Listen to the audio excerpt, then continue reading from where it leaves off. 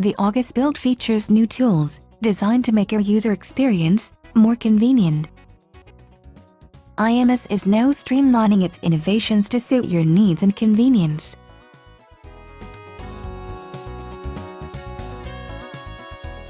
To enhance security, access rights of individual users can now be controlled for a particular office.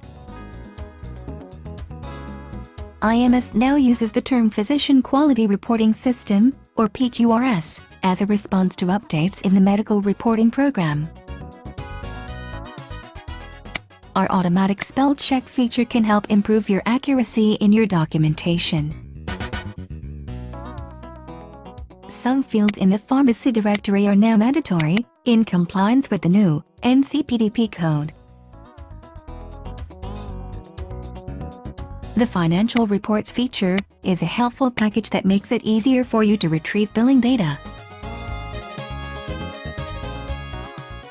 For IMS to be more accessible, we are making IMS Go available for users with Android-based and iOS-based devices.